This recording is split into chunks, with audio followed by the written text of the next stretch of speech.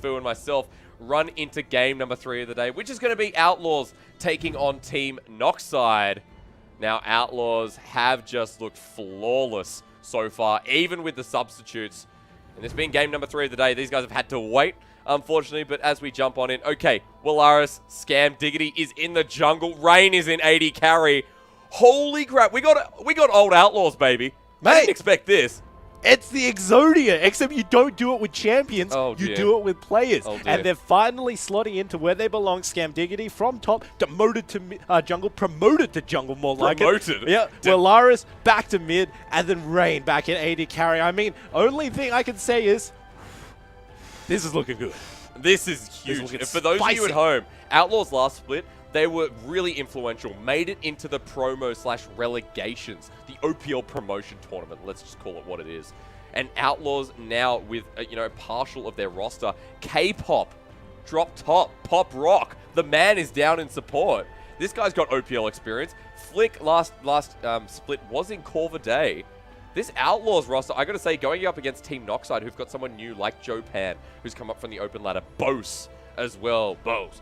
Relics, Sombre, and Relopal. Yes, there's some good players, but going against Outlaws, this is a scary match for Team Noxide. Yeah, it is. I think that Noxide, for the most part, will be able to hold their lanes if there's no interference coming out from Scam Diggity, which we all know there will be inevitably, although he does take a little while to come onto the jungle. He's not one of those get to level 2 and immediately cheese them with a gank before they even realize it. But on the other side, I think the only person who really has something to fear as far as a 1v1 goes in the lane would have to be Relics, because Relics going up to Willaris, Mendrix already mentioned it earlier, Willaris is seasoned, he's been in mid, back to support, and then up to mid again in this game.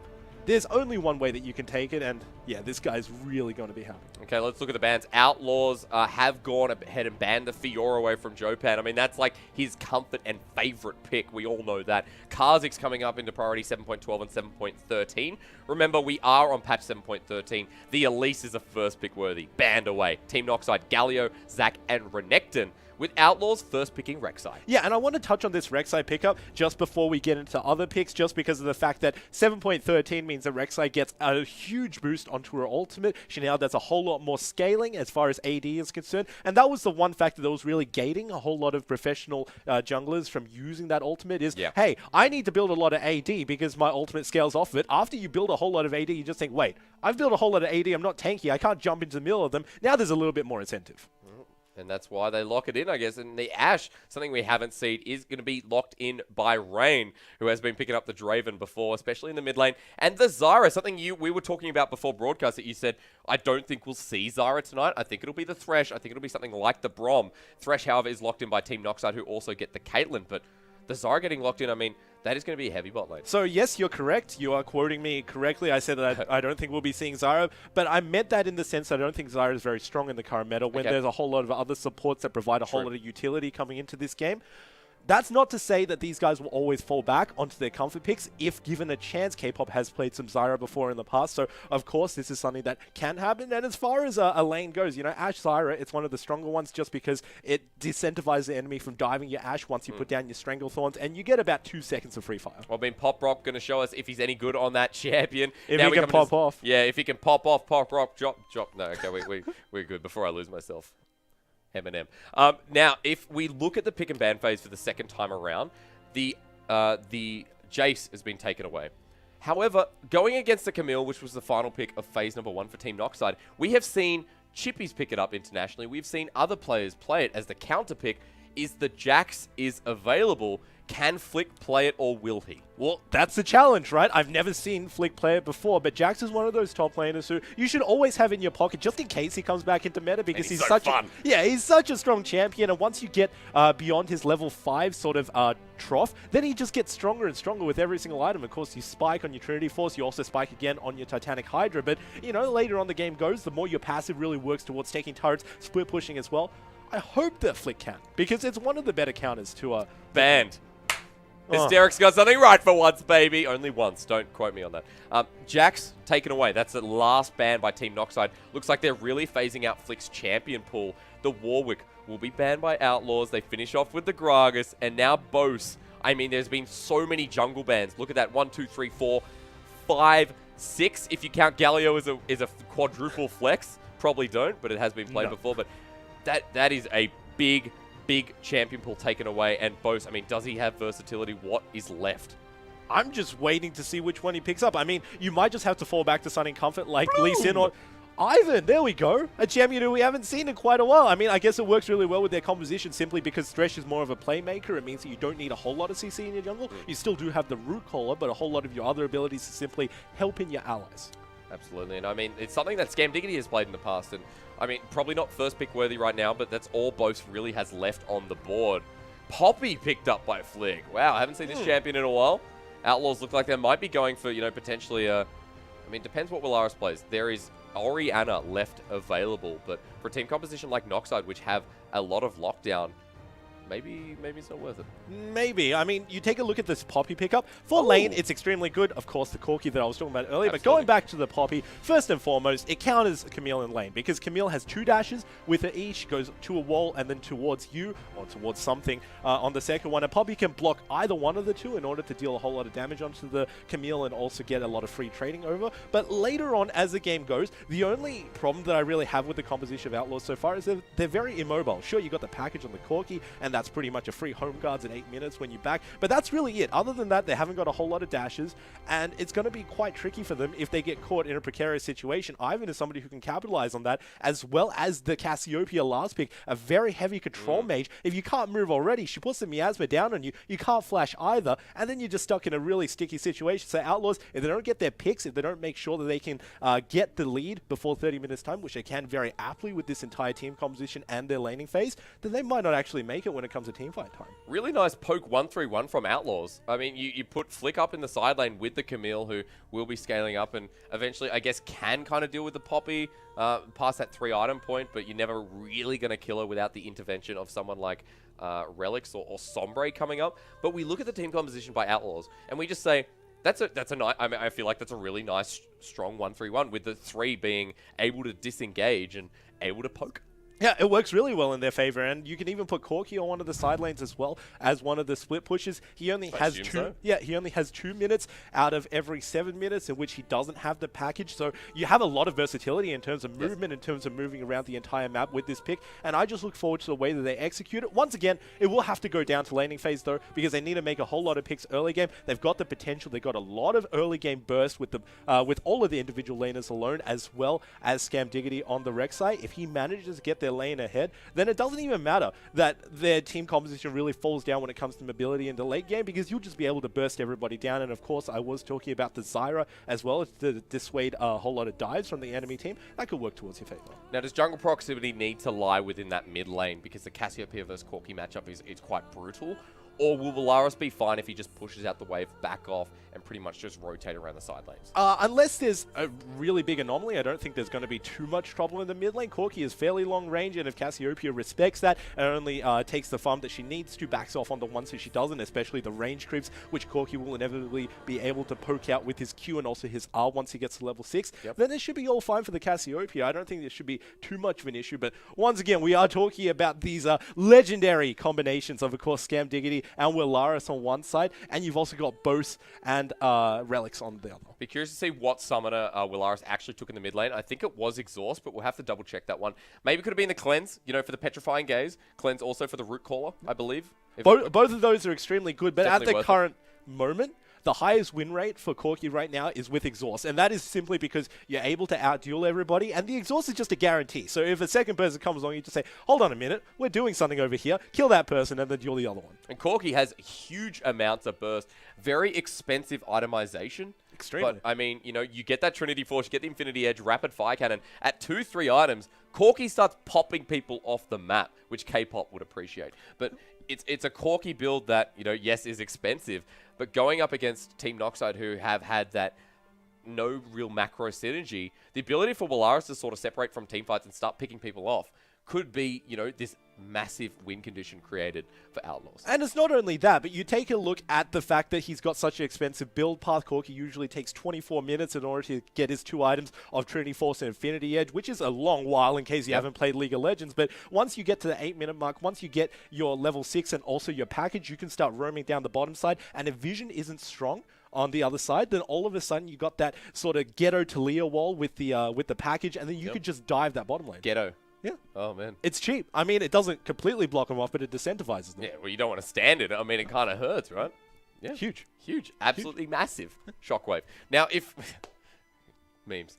If we look at the bottom lane of Team Noxide, you can see how they've drafted and they've gone into that Thresh Caitlyn lane. They've gone into something that Real Opal and Sombre haven't shown us too much on, but I know Real Opal won't have too much trouble on the engage support. I am just worried about Sombre's positioning and how he plays this Caitlyn. But if they find the pick, if they combo everything up with the Thresh Caitlyn, I feel like, even if Willaris roams, they can get the pick, they can get the kill, and then just move back. Hopefully. I mean, I think everything just falls onto Sombre at this point. Real Opal's just going to be doing his own thing. If he misses a hook, that's 20 seconds. Not a big deal because you don't really want to find too many engages down onto the bottom side. You want to give your Caitlyn time to breathe and time to scale as well. Of course, she does have the level 1 potential simply because she has the larger range. But if you do manage to get it, it really does fall onto Sombre's shoulders to put down your trap in a perfect position. Hint, it's not under them. It's directly behind them to the point where Thresh can flay them onto the trap. If you put it onto them, they can flash out, they can do a whole lot of things like sidestep, and you've just missed your mark. And it feels like team compositions, when you look at the drafting phase, was kind of Team Noxide's baby until that point of the jungle bans coming through in the second phase and kind of completing the draft for Outlaws. I mean, the Thresh is a priority pick along with the Caitlyn. That's two really strong, picks to slide into your team composition. But the Rek'Sai is kind of making sure everything else just looks bad. Yeah, and on the other side, I think it's really the ban away from all of the jungle. You first pick the Rek'Sai, you leave jungle the second rotation of picks, and what do you get? An Ivan who's about B tier right now. Well, we are going to jump into game number 3 of OCS Week 3. Outlaws taking on Team Noxide. Team Noxide have not picked up their first win of the OCS. Let's see if they can do it here today. Yeah, but they're going against a 2-0 Noxide, so if nothing else, they're coming down from a massive high. They've got a whole lot of morale coming in from the first 2 weeks, and they're ready to go. Take a look at this cheese coming in. They know that K-Pop wants to put down his plants, and K-Pop knows the other one. Real Opal waiting for the death sentence. Did he get... He hasn't gotten anything yet. That could have been a forced flash out of K-Pop. That's curious out of Real Opal. But they are just going to back away, and Team Noxide get nothing, except a bit of poke damage. That was a flash. I mean, that was a flash from K-Pop with death sentence level. It definitely could have been. I mean, I guess the real problem with Noxide is that they weren't expecting the ward to go in there, but very smart from K-Pop. He knows that the enemy want to deny him from putting down as much seeds in his lane as possible, and in return, he puts down a ward to make sure that he's safe doing so. Finds out that he's not because there are 5 people ready to kill him, and he just walks out of there. Do Outlaws ever want a team fight in this game? I mean, Corki, it depends how Corki goes, but... Isn't it the case that they may have a stronger 1-3-1 than Team Noxide, or is it just the ability to sort of execute in these team fights? Yeah, you're definitely right. They want to be splitting more than they do team fights. You also take a look at the other parts of their map, and of course, the Corki doesn't really want to be stuck in a 5v5 situation because his Foss bombs don't hit too many members. You got the Ashe, who's immobile. She'll just be shouting help every single time. Either Jopan dies on him or Bose gets a root collar on him. Yeah, you just want to disperse these members as much as possible and decentivize the fights. Rain and K-Pop, early Ashe and Zyra can be a really punishing lane. We'll see how Team Noxide respond. They are just going to get a little bit of poke damage as well. You can see that how we lay out these team compositions. Preacher, if you've got a Cassiopeia, if you've got a Camille, I mean, they can all be responded to, but maybe it is just a stronger 1-4 with both of these teams. Yeah, they just want to be splitting. But on the other side, Scam Diggity, he's got the tremor sensors. He'll know where the enemy is. Oh. Man, this is dangerous. Oh. But, I mean, no. This skin. Oh, God, save the children. It's ridiculous. I hate it. But going back to topic, Bose gets extremely low whenever he goes into the jungle because that's simply the way that Ivan works right now. He's not going to be able to do too many of these camps before he's forced to go back, which is actually really smart for him because he started the refillable potion. He's going to be able to get much more sustain on his second round of the jungle. However, the one downside is that if he starts one more camp up, there is no way that he can walk into Outlaw's jungle without putting himself in a lot of danger. Both still level 2, going to get level 3 as soon as he clears, like Preacher said. Has the red buff, and he's just going to root call to the next camp. And now you can see Bose maybe positioning topside for a gank. Scam On this top side as well, but he hasn't picked up his blue buff just yet. And Flick has no out. Remember that Poppy can only dash inwards onto a champion or a target. There is no way that he can get out of that, but very fortunate for him, Bose recognizes the fact that Poppy is one of the tankiest champions in the game and simply goes into the mid lane. Relix has no mana, however, Willaris is at half health. Is Valkyrie available? You've got to think so. With the exhaust also taken. Both summoners available. Relix, remember, has no mana. There's a Valkyrie. Root Caller dodged out very nicely. Bose is going to get traded off. I mean, this is going to be really annoying. Has the red buff, and no ult for Corki, but Bose just to walk away. Yeah, so not too much happened there except for the fact that Bose wasted a whole lot of time. And when we're talking about Ivans in his early clear, time is of a necessity because Willaris is taken down quite low here, but Relix is out of mana, so hopefully not too many trades are going out. One of the things you need to watch out for in the early game is the fact that Bose needs a lot of time in order to sit down his passive and get a whole lot of jungle. Rek'Sai's mid. Wait for this. Scam Diggity can come in. He knows that Bose isn't here. Relix unburrowed on top of has to flash. The Rek'Sai, the 1v2 as you call it. The Praise Seeker, Australian sniper gets first blood. There is no way that that should reasonably happen, but Bose is here. He wants something in the back. I don't think Ivan he can does zero damage. If you don't know that, then you haven't played enough League of Legends. Yeah, he's not going to do a whole lot of damage. His Root Caller missed as well, so he's not going to be able to find anything on the backside of that one. But man, Scam Diggity, he knew the exact amount of damage that Rek'Sai can do. And this is what Rek'Sais do now. They don't build straight health on their runes. They actually go for AD on their Quints now, which means that the Prey Seeker, after all of the extra damage that came out from his Queen's Wrath while he was unburrowed, just finished that kill off. Scam Diggity, you're going to be happy with that. Unfortunately, Willaris doesn't get an assist, but Exhaust was burned in that mid lane, and Relix has no summoners. So when he comes back to lane, he is going to be down a little bit on CS, but has picked up that tier. Why do we have to watch it? Oh, God, every time. It's creepy. Oh, man. The what face just absolutely driving us nuts. Okay, so if Outlaws have gotten that first blood, the momentum of the Cassiopeia is halted if there was any to start with. Willaris hasn't really gained an easy laning phase. Flick harassing out Jopan. When does he have the charge? Well, you say that the scaling has been sort of halted by Cassiopeia, but that back has actually given Relix some free time to get a tier, so he still will be stacking that up in time, of course. Obviously, it would have been better if he just backed instead of died. Yeah, true. 400 gold goes over to Scam, which is more than a longsword's worth. Already got a tier map. Man. Yeah, and that's going to be huge for him. But as far as scaling on Relix goes, not that delayed. Bose will find Flick. There's a heroic charge, steadfast presence. But Camille's not even in yet. Maybe he should have saved that. He's done with the Root Caller. There's a Hextech ultimatum very, very early. Poppy says, get out of here, mate. And Flick will survive. And extremely smart from Flick. You don't need to get two people. You don't need to angle yourself here we at Relix. go again. Relix taken down by Scam Diggity for a second time. The difference will be that Willaris will get an assist. All right, now Relix's scaling has come to a bit of a halt. Yeah, because unfortunately, Scam Diggity comes and he gets another kill. Very smart presence of mind to know that Bose is over on the top side. And like I mentioned before we got interrupted by that whole altercation as Scam Diggity. Yeah, I don't think Bose can 1v1 him. The Root Caller to lock him down. He's going to ult the Ivan. He flashes away, but Scam is committing. Maybe he's commit too much as he takes 3 turret shots and gets the heck out of there. But it will force the flash. Scam also has to use his reload pull, tries to respond, but K-Pop drops top. Yeah.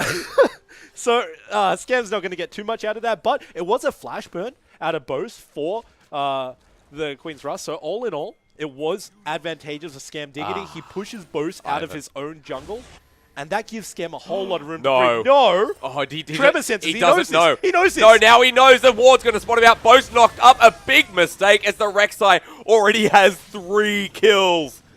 And a 2k gold lead for Outlaws. And Bose, what were you doing there, buddy? You were on less than 20% HP. Scam Diggity spots him out with the tremor sensors, knows that he doesn't have flash because of the previous altercation and his ultimate, just goes for that easy kill. I have no idea what Bose was trying to do. Path down into the bottom lane with less than 20% health. 4-man bot. Team Noxide going to be in trouble. Scam Diggity has ult again. Enchanted Crystal Arrow will land onto the thresh. Poppy comes on in, and Scam is getting dangerously low. One more auto attack. The Ignite is there. Rain starts taking, and Outlaws with a 5-man bot will come down and take 2, and first turret blood. They didn't even need Willaris. He's just coming in here to clear the rest of the wave, but that was an excellent 4-man dive. Willaris didn't even have package, so all in all, not too sure why he came down. Better to be safe than to be sorry. 5-0, first turret. If the Ivan cannot get into the lanes and influence the Cassiopeia, if you shut down a win condition for Team Noxide, suddenly Outlaws are online. This is a 3.5k gold lead, and Relics is just trying to pick it back up. Jopan up in that top lane will get this turret, but it's a little bit too late. There is so much map pressure. Bose is behind, Relics is behind. Now bot lane is pressured out, and Outlaws just suddenly have 3 winning lanes. Oh, flick. Oh, nice. Very nicely played. Heroic charge. Daisy comes onto the Rift as the ultimate is interrupted. Cancelled. Flick, this could be really good for Team Noxide as a lot of knock-ups to come through. He's running away. He's already pretty tanky. Daisy forces the flash. Root caller, very nicely done. Flick will go down. Just Buckler. Die. Oh, they're centered land. Okay. Real Opal picks up the kill. That is still a kill on the board for Team Noxide. And maybe this dragon. Not too sure why Flick flashed there. If you're pretty much condemned to death with 3 people chasing you down, 2 of them being Ivan and Thresh, you should just pretty much accept the fact that no matter how many fancy feet movements you have, you're not going to get out of the scam, though. He's got 4 kills. Do you really want to go into the Rek'Sai? Ultimate is available. Scam Diggity, will he use it just yet? Prey Seeker not used, but with that Outlaws and all that pressure, they're still mid. Jopan has roamed on down, because Flick's down here as well. Real Opal, don't. Oh, no, he's okay. Scam, still big. And Outlaws, because of that force, might just pick up that Infernal Drake. Yeah, and a whole lot of this is actually enabled by the fact that Outlaws knows exactly where Team Noxide is moving. Sure, they don't have a lot of vision control in terms of traditional ward placements down on the enemy and also controlling their ward placements, but they got the tremor sensors, and that's all they need so far. This is a 5v5 really early. Team Noxide look like they might want to force, but here we go. The hammer to send Thresh back, and the first Drake will be secured, which is an Infernal. And Outlaws looking pretty good in this early game. A very comfortable team, which a 2-0. Channel Crystal Arrow will miss. Jopan has to flash away. Don't know why. He didn't wait for the hook shot. Probably didn't have it available, but Outlaws now pressuring bot. He did use hookshot, but it was just the smallest one in history simply because when you're not going towards champions, it's a very small range. He has to flash as well. But take a look at these rotations coming out from Outlaws. They know for certain that the whole side of Noxide is reeling and they need as much experience and gold as possible. So they have a lot of free time. They're just getting a second turret. This is an easy turret to take, and it was absolutely free by Outlaws. You can just see how much control they have.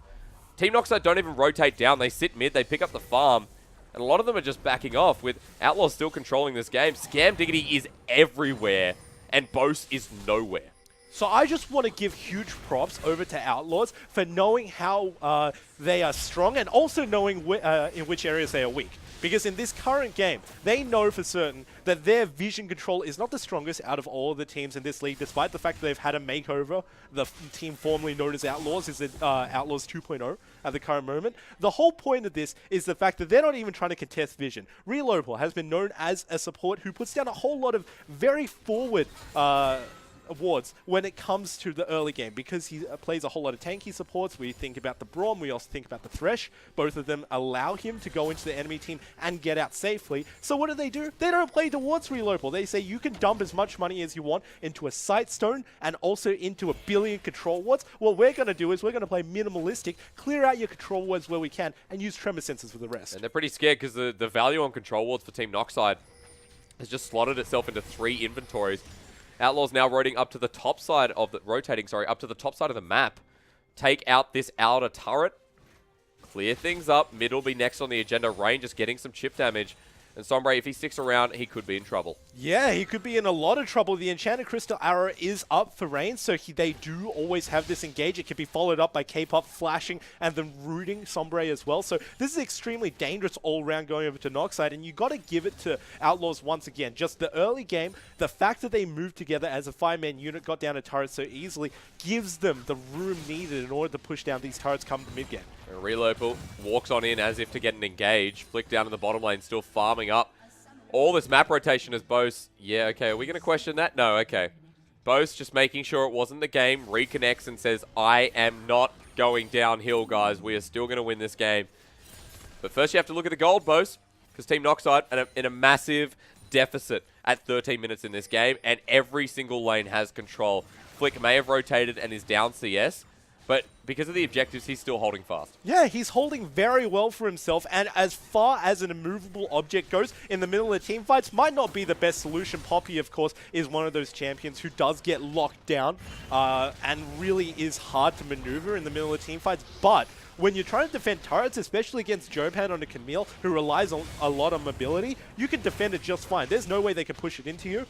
And as far as the 1v1 goes on the split, Flick's doing a lot of good work. Scam Diggity will pick up the Rift Herald. Just something else that's been locked down by Outlaws as he picks up the lettuce. Yes, it is lettuce. Benji says it's honeydew. I know it is. Or it's, what do you call it? What is it? Honeydew. Lettuce. I've completely drawn a blank. Honeydew lettuce. I've completely drawn a blank. All right, let's forget it for now. We are unfortunately going to have a pause. Let us move on. Ah, nice. Nice one. 10 out of 10 jokes in the OCS. I think it might have been Bose with some connectivity issues, but we're going to find out very shortly for you.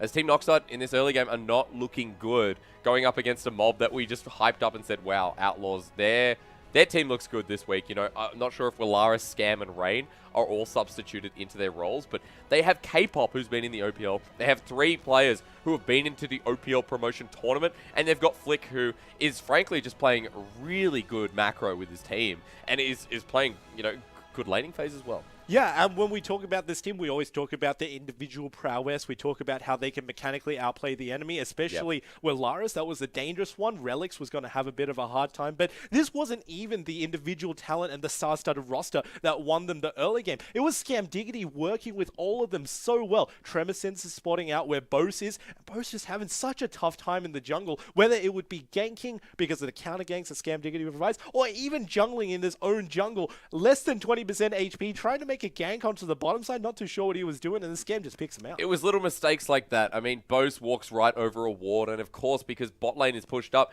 there is going to be that deep vision in the blue side. It is going to spot out the Ivan, who's on like 10% health after doing some of his camps, and because Bose has fallen so far behind, there's been no pressure on the map. The Ivan, he can find and engage, but everyone is so far behind that there is no damage to follow up on this utility jungler. Yeah, and the whole team composition just completely counters the Ivan as well, because if he doesn't get ahead, he doesn't provide a whole lot of stuff to his team. True. The shield isn't going to be that big as we get back into the game, but the biggest thing is his root collar. Normally you would say into an Ashe, that's a Hail Mary of an ability, because if you land it onto Ashe, everybody just right-clicks onto her, and then she just blows up. But with K-Pop down on the Zyra, you put your Stranglethorns there, and everything's negated. Yeah, there's so much follow-up, and just to find Rain is not really enough for Team Noxide, as that top turret will go down and further expand that gold, which we're so fond of. 4,000 gold is pretty much the limit right now. It's going to be a little bit more than 4,000 gold and some change, as Willaris could potentially just get this mid lane turret. Relics is here, and you're going to get the trigger seed, a little bit of help. Here we go, Root Caller, Valk away. Willaris is still going to be safe. He has the blue buff. He's almost got his first item as well. Hex Drinker just to be safe. You know, build defensively when you're ahead, I guess. Yeah, it works extremely well in this entire team composition. You also got Relics, who's doing massive amounts of DPS on the Cassiopeia with her Twin Fangs. And Bose, what little damage that he is doing, he's doing in his Root Caller primarily. So all of that's going to be negated by the Hex Drinker. It's going to be very difficult for Willaris to die. I think the only way possible is if Joe Pan used his Hex Tech ultimatum onto him. And that gives him a whole lot of breathing room because he hasn't reached his power spike yet, but he's already playing as if he has. Well, that mid lane turret goes on down. And now all the outer turrets are taken care of by Outlaws. This gold, it's 5,000 at 15 minutes. Willaris is going to have package. We're going Roger in. that. We have our package. Sir, looking for a place to be delivered. I feel like if you look at the map, it could be mid lane. Yeah, but he actually moves off onto the side lane into top lane because he's already executing the 1-3-1. Now it will be up to Flick to display where he wants to go. I think that if he sees Jopan go bottom lane, which will take about 20 seconds time, then he will naturally tend towards that side just to stop the Camille, because if you leave Camille alone with a turret, it doesn't matter how underfed she is, she'll still be able to take it out. Okay, well, the big one going to miss there. Willaris still sitting in the side lane. Jopan is down in the bottom lane, so Flick deciding, like you said, whether to go mid, force the engage, or set up the lane for Dragon, which is going to be spawning in 15 minutes. Sorry, 15 seconds. Wish I could count time. I know you at home can. Infernal was the first one. See what the next one is. Jopan. Yeah, okay. He's just got a hook shot away. That is so annoying, the fact that a Camille can jump 2 walls with a hookshot ability, but very fortunately, because they jump away, it gives them a whole lot of breathing room to just do this dragon, and with this massive gold lead, should be uncontested. 2 elementals at 16 minutes, and nowhere near is Bose. So it's going to be the Ocean Drake. Next one is going to be Cloud, so we get our run-of-the-mill. Willaris has found Bose. Big one going to go through, and Cheddar Crystal Arrow perfectly connects. Bose is going down. He has the flash, but Flick comes in and says, I'm taking you to hell. You really got to give props over to whoever did Champs League, whether it will be the players or a coach that they have, we're not too sure. Because the fact that they just managed to get the Rek'Sai early on a high priority pick in the jungle and completely ban out Bose is bonkers. Death Sentence lands, Rift Herald comes in, and that inhibitor turret goes down at 17 minutes. Where did Reload go? Cassiopeia trying to kite them back. And also push them back as Rift Herald is hitting the inhibitor. Someone from Team Noxide has to deal with this, but this inhibitor could just go down. Rooted down. Flick goes on in. The Petrifying Gaze for the first time this game, it feels like, has been used. But the inhibitor goes down. Rift Herald, she's having a good time here. Scam Diggity gets Jopan, I think, with a Prey Seeker. Oh, Team Noxide so far behind, 8,000 gold deficit, and an inhibitor this early in the game. No one from Team Noxide can deal with this.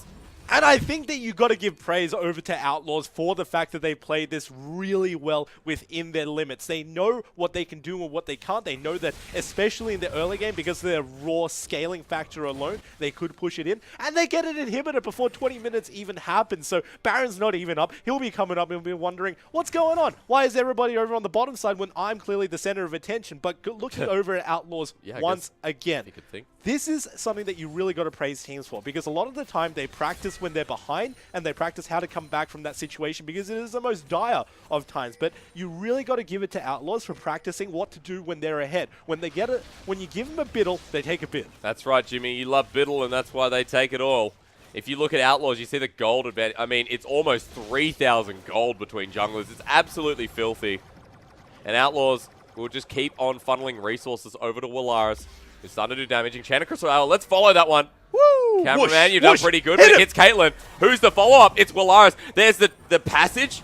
Very, very close. Death Sentence to sort of alleviate some of that pressure. Sombre gets out with his life thanks to that dark passage. But these arrows are hitting the mark. I mean, to be expected from Rain, someone who is close to that OPL tier of 80 carries. And someone that in the last split, people said, I think Rain is one of the best 80 carries in the OCS. I would argue that he was the best. I think he still is. Definitely in this split now. Definitely in the last split. Doesn't matter if he plays Draven or he plays Ashe. He's very versatile, has a wide champion pool. And he is helping Outlaws just funnel this gold into win conditions. And take a look at the result of his cross-map arrow. It hits somebody in the mid lane in the form of Sombre, and then he gets a whole lot of pressure onto the top side, because everybody on Noxide has to crowd around Sombre when he's hit, and then crowd him all the way back home and corral him back into his pen of the fountain. So all in all, Rain just gets a free turret off of his own ultimate that he hit in the mid lane. Outlaws are just on another level this game. Team Noxide, one step behind at every single turn. You open that curtain, and Outlaws are already gone. Where are they? Well, Baron spawning in 30 seconds. Well, they're mid-turret now. That top inner goes down. And soon, Outlaws, with almost a 10k gold lead, are going to take down this 7th turret of the game. This next wave's coming down, and there is nothing that Team Noxide can do. It's the worst game of hide and seek, because every single time you check somewhere, they move. And they just try to juke you once again. I already checked the cupboard. You just go in there. Well. Sometimes with your analogy, I don't know what you call them, with your memes, I don't know what to say, Preacher. Well, I can say this. Outlaws, Vision is denied. I feel like this Baron could just go down before it's aware. Bose is on the other side. Maybe call me wrong. 5k health. It is going to be spotted out. Bose on the other side. He needs a steal here. Yeah, but there's no way that he could do it. He's level 10. Scam Diggity is as well. So oh, great arrow. There's the Stranglethorns. That arrow by Rain was beautiful, and Outlaws, without any contestation, will take down the Baron.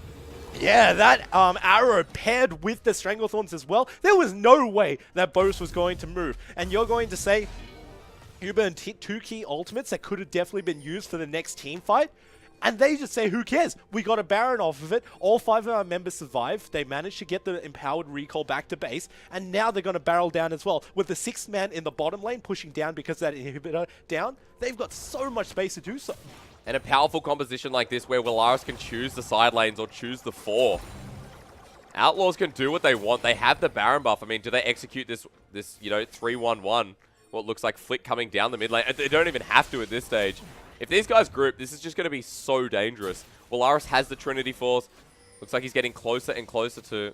He's got the hammer. He's got the maul. He's going for the maul straight up. Well, I mean, that's fine. He doesn't want less. He wants more. No. Team Noxide know that he wants more because Flick is in the mid lane with Willaris. There is so much wave clear here, and Team Noxide were hoping they could use the Caitlyn and the Cassiopeia in these team fights. But Outlaws are just not going to let it happen. Their one member is dead before Team Noxide can fight, and this top turret is going to be next. Yeah, and they're really pressuring upon what Team Noxide haven't drafted for. They barely got any wave clear at all. Oh no, Jopan tries to flank, and Outlaws take him up. This top inhibitor turret goes down, and the arrow goes wide. That's the first one we've seen miss. Scam Diggity looking for the engage, has to dig deep for it. Flick is trying to push them back, and Team Noxide, again, don't want to fight. They might just have to let this inhibitor go, but Flick could be throwing this out the window. Two-man hammer. Flick is getting poisoned. He's getting down low, but he will survive. They destroy the inhibitor, and now mid-turret is next, and Outlaws are just nailing the coffin right into the dirt. The nails are already in the coffin itself. It's now about burying it. And take a look at the way that Flick did that. He zoned everybody off, took a little bit more damage than expected, and then the excellent synergy out of Rain as well to use his heal to top up Flick to within an inch of his life. He backs, he teleports in, he's on full HP. This is a Poppy we're talking about. This is very slow, but it's almost guaranteed for them. 13,000 gold at 22 minutes. This has been the most decimating game of League of Legends in the OCS this split. Jopan engages onto Rain. Has he been caught out? He's been stunned and he goes down, but Willaris on the side. Team Noxide looks like they found a fight, but suddenly Outlaws are collapsing. They've said enough is enough. We're taking you as a bit of a joke, but 3 members go down. Do Outlaws lose this fight? The question is there, and now it could be all theirs. Flick finding the kill onto Jopan's going to be hard. He gets the passive hook shots in. Relics picks up K-Pop. This could be really good. Flick knows that Jopan's low. Jopan knows that he's low. He finds the ace. Team Noxide, out of nowhere, defend their base. That was just a little bit too aggressive coming out from Outlaws. They tried to end the game before their means allowed them to. And now, what is their punishment? They just traded one inhibitor for another. They got the top one, bottom one as respawn, but it all started from the fact that Rain was caught out. He stood a little bit too far forward, wasn't respecting Jopan simply because Jopan was a little bit behind, and now we get to see it. Watch Rain's position here in respect to Jopan's, because Jopan dives in with his Hextech ultimatum, and there's not really too much to say after that one. Simply disrespecting the fact that the Camille could do so much, given that how little money she has, was ultimately better. I mean, they went in 1 by 1, so I guess we should be excited that Team Noxide actually defended their base, but you've already got a lane crushing in, you've got someone like Relic scaling up, so good, but what happens when Outlaws force as a 5-man? What happens when Outlaws play that a little bit better? As a Dragon was picked up, it is going to be Cloud Drake picked up by Outlaws. It's one more objective on the map. They still hold the gold, they still hold the cards.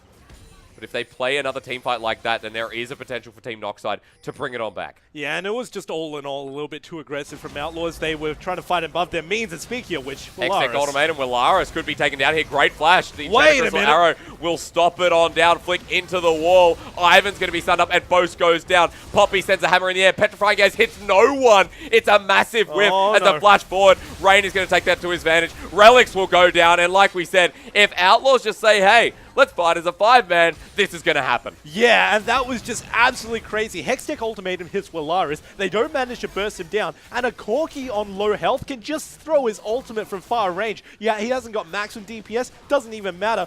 And all of a sudden, Relics misses his ultimate. Rain gets a step forward into the Cassiopeia and really take her toe-to-toe and just kills her 1v1. Well, that is one Nexus turret down with Supers crashing in the top side. Jopan running for his life. Just leave the kill. Rain is going to zone him out and then come on right back. Daisy jumps into Summoner's Rift. Can they disengage? I think Outlaws have to back away. Low blinking health bars. A Scam. He's a little bit slow, but it's all good. The rest of Outlaws, Baron is up in 2 minutes. I mean, that is a win condition. Yeah, I mean, they just take it really, really safe. That is a nail. Yeah, they don't necessarily need to push all the way into Noxide because Noxide still do have the skirmishing factor of the Camille. She can either target Willaris or Rain, and either of those two dead would be absolutely deadly for the side of Outlaws. So what do? They decided to respect the fact that Baron is coming up in a very small amount of time. They're going to sack pretty much everything they can from Noxide's top jungle, and they're going to set up for it. I mean, I think Outlaws just, yeah, like you said, play it really, really safe. And Sure, they could have potentially gone for the fight just there. Then again, and people at home would be saying, why didn't they just end it? But it is playing it safe, and it is making sure that you can get that win. After this week, they will be 3-0 if they keep things up. And they will be on top of that ladder, still staying with Abyss Academy. I mean, they were also respecting the fact that they didn't have their ultimate cooldowns, whereas Noxide did have their ultimate cooldowns. So now pretty much everything is coming up. Only person they're waiting on is K-Pop for his Stranglethorns, and they should be ready to 5v5 fight. But if they don't manage to force the issue anywhere, where Laris does have package, of course, then they can just go to the Baron. Jopan. Mech misses the sweep.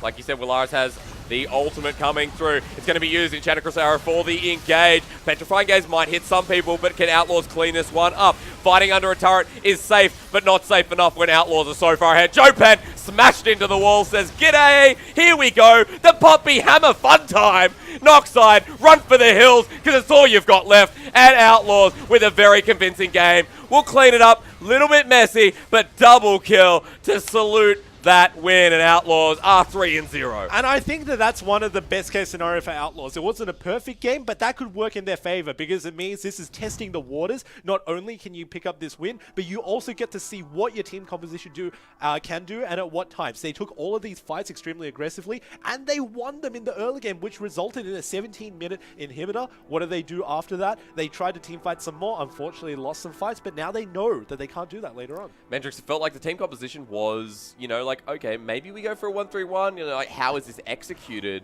In terms of drafting phase, Outlaws kind of got some OP picks, but it was more about how they came. Look, I don't want to call that kinda from what they've got there. Okay. So if you look at their composition that Noxide put together, and then you look at the composition that Outlaws put together, Outlaws, their composition should not have been legal. Full True. stop. True. Full stop. What they had there was incredible because they had bot lane priority. Yeah. They had mid lane priority. They had jungle priority. Especially. And they sort of evened out on top lane. So basically they had everything that they needed to, plus no weakness in the top lane. Because the thing is that it just lined up so well. And then one thing I was looking at, I'm like, oh, they don't really have any AP threat. Oh, wait. They got a Zyra. Well, look, Mendrix, Preacher, you ban away 5/6 junglers and you get an Ivan. And Bose didn't look good on Ivan. No, he didn't, because the thing is that Ivan has been sort of been hit quite a fair bit. He's not as strong as he used to be in terms of potency. And Recolay, she's right up there right now. She's actually quite well. You see that she's been picked up in priority in not just the OCS, but also internationally in Rift Rivals as well. So for them to put all those bans into the jungle and then pick up the Rek'Sai, basically putting Bose into a position where he was just uncomfortable. You could just tell that they were going to be set up for a good thing. And then it just comes down to them being able to play out the lane, saying, we've got priority, let's use it. They won all their lanes. They won all the team fights. Preacher mentioned there was a minimalistic approach to how they were putting the wards out. They didn't need wards. They were just so strong throughout the entire game. Outlaws just playing a better macro, Preacher. Yeah, and you could, I just have to echo what Mendrix just said right over there. The fact that you ban out so many junglers and you put them on not an A-tier jungler, but a B-tier jungler, so far below what a Rek'Sai is in the current meta, it's not hamstringing anymore, it's amputating his legs. Well, all those bans had a big effect on Team Noxide. However, Outlaws will take their third win of the OCS split number 2, which puts them right up in first position with Abyss Academy. And of course, if a couple other teams can join them, they will be 2-1, but 3-0 is a really good starting score. For our last game tonight, we have Athletico Esports and Lynx, speak of the devil, to try and face it out and see if Athletico can get another win, or if Lynx can get their first win of the tournament, being 0-2. We're going to be back with you in 5 minutes, ladies and gentlemen, for this last game of the OCS Week 3. Don't go anywhere.